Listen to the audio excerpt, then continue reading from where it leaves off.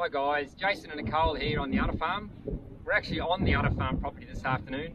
What I want to talk about is this standing grass left over from winter. What happened this season is I was away working and COVID come, so I couldn't get back into my state, so it all come to seed. But that generally, can't blame COVID and I can't blame coming back into the state, because generally it happens every season. We get a big dump of rain, because we're continuously grazing, the grass grows that rapidly that the cows can't keep up with the grass, and it always comes to a seed head.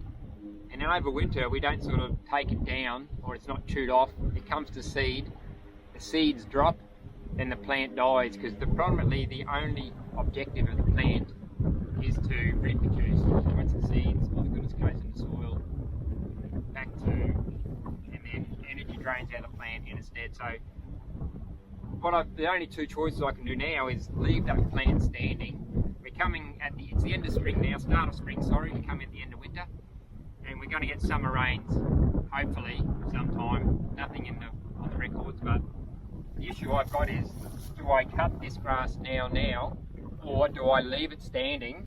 And we've got a bit of new growth coming through here. So we've had a few heavy dews over winter, and we had a little bit of rain, maybe 50 mil in total over the whole of winter. The cows aren't eating this dead grass obviously, because there's no goodness in it. I could leave it, and hopefully they trample it down, but until I do me cell grazing in here, they're not going to trample it down. The cows will spread over 74 acres, so I haven't got the high density to get the trampling that I require until I set my fences up. So what I have been doing, I'll notice a lot of what farmers around the area do every spring is they come through and they slash off the grass. What they want then is the cows aren't struggling to get their heads through the dead matter to get to the new growth.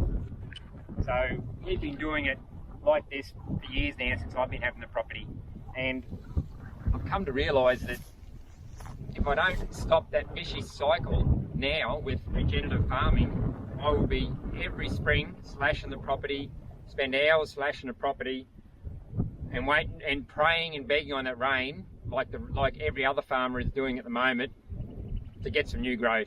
And that costs money, because you've got to go out and pay a lot of money for hay, and it could be months and months and months. So that's why regenerative farming, guys, is the only way that I can see forward. That'll alleviate the issue of me having a dilemma now whether I'm going to leave it standing, whether I'm going to slash it, spend hours on the tractor. With regenerational or regenerative farming, the idea of that is to have your cows in the cell, you move them through, they're trampling the grass down, and if you do get a big dump of rain, your grass will grow fast, yes, but you just move the cows faster through the cell. The main objective is not to let that plant come to seed. By the time they've eaten that plant at 30% height off and your remaining 60% left, you're moving through the paddocks. You're going to give that 30 or 45, maybe 50 days to recover by the time you get through your whole property and come back. So you're actually cutting potentially the 30% off, so it shouldn't go to seed. By the time you come round, you should be at the height it's recovered, hopefully not seeded, and they'll chew it again, and you do that circle. Otherwise, every year, if you continuously graze, you have that dump, they can't cover the whole area and it will go to seed. So what I've decided to do this year, and like I've done every other year, is I am going to slash this grass. So, but guys, when you're slashing the grass, you predominantly want to keep as much as possible. So the idea is, what I'm going to do, I'm going to slash this grass high as I can, and it's around about 300 mil. I'll cover that in a minute. So it should be cutting at about there. What I'm trying to eliminate is cutting this new green growth, which is on the ground, which is there from winter, starting to run from the heavy dews and a little bit of rain. So now's a good time. You don't want to leave it too late in the season, guys, when you get a rain and then all that growth comes through, and then you decide to cut, because then you're cutting that new pasture off with all that goodness and that sugar for the cattle, and you're slashing it, putting in the ground when it can go in their mouths. So you've got to make that decision earlier on. So I shopped around, guys, for a slasher for ages. It would have been a good 6 months. I rang up dealers. I said, what's your maximum height I can get on a slasher deck? A lot of them were saying between 50 and 150 mil. One said 200. 200 I wasn't still happy with, so I kept ringing around, and I come up with a wood slasher. I rang up the dealers and they said, yep, I got a brochure out and it said 300mm height. So that is a good height for me. So that's giving me a foot of matter on the ground. What you want to try and do is you want to leave it as high as possible. So then you can use the matter that's on the ground, or the living grass that's left on the ground.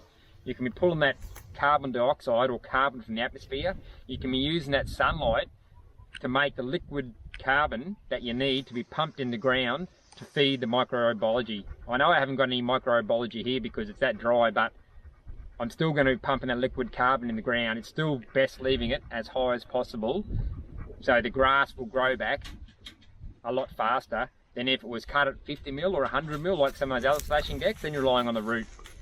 Another reason why I bought this slasher, guys, is we'll go around the back and have a look at it.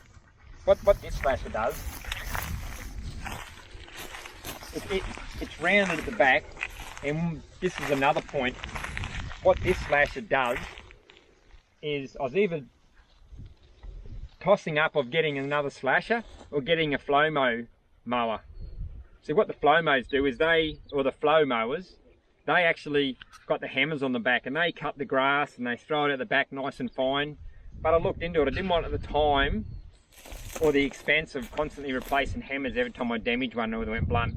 And if you have got the damaged hammers on the end, from what I've heard, they do have a tend to run unbalanced and vibrate, and you can get issues down the track with your bearings and that. So they've said that this actually mulches, and I've actually done a few runs with it and it does. So with the conventional slasher, what it does, I've got one in the shed, it actually makes that windrow down on from one side of the slashing deck. You don't really want that windrow. What you're trying to do, guys, is if you're going to the effort of slashing, you want to armour the soil. So you want to evenly distribute the grass you're cutting across the ground.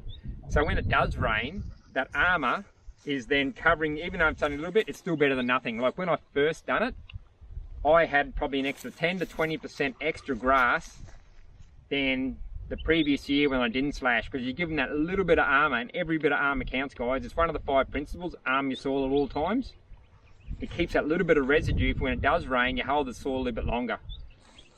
So this does definitely spray it out and evenly distributes. Like I've done this area here, guys. There's bits and bits of matter all the way across this property. If Nicole goes down that whole property, I've done that much so far, right down to the back, and that's all evenly distributed out the back. There, it's all over, like evenly distributed down the back, not just that one windrow. So this is the first time I've done it, I'm happy with it. So when it does rain, that's going to be pushed down to adding carbon on the soil. So it definitely is beneficial over a conventional slasher. Right guys, what I want to show you now, I spoke about the even distribution on the back. This is bladey grass. When I first got the tractor, I hooked it up, the slasher I mean. So this bladey grass is up, you know, just below my waist height. So it's pretty long. I would have thought it would have struggled through here, and I thought there's no way it would evenly distribute that grass out the back. I thought it was either going to choke up or come out in a massive lump. But if you have a look on the ground, guys, this is only 2 passes. So it's evenly distributed all the way over the top here. So yeah, it's won me over, guys. It's definitely, with conventional, that would have been in 2 massive windrows. So yeah, no, it's won me over, guys. So what I'm going to do now is I'm going to jump on the tractor and actually start running the slasher. And I'll get Nicole to follow me in places and just have a look at the even distribution over the back. It's going to be easy to see in this bladey grass, and a bit of the longer roads grass would be good to see as well. So I'll jump on the slasher, guys, and I'll get slashing.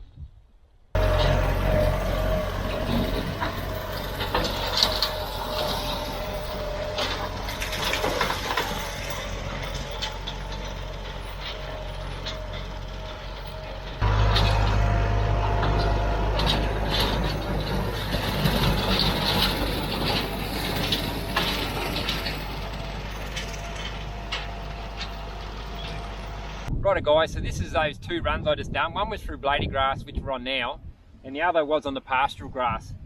I'll show you what it's done. When we first done it, originally we thought it's just laid it flat, didn't cut it, but actually when we've come back, and that's why I know it works, otherwise that has come off. And as you can see, I've got a good 250, 300 mil there on the ground.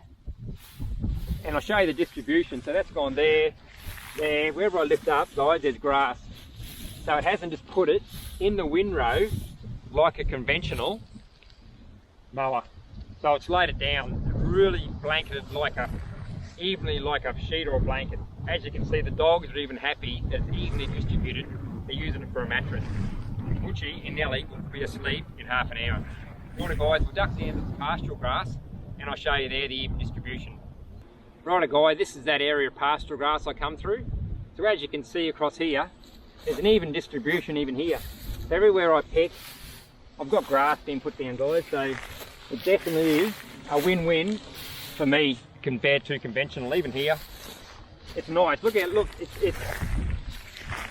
this is about 100 mil. The problem on my property is it's very undulating. It's up and down, lumps and bumps. Had it been a smooth property, I would have had 300 even. Because I'm going through lumps and bumps, it's hard to get an even height, but it's definitely, it's set at 300 mil, so I can't do any better than that. Like I said guys, this is beautiful across the whole lot. That's going to add me carbon to the ground, make that armour that I require to hold the moisture in.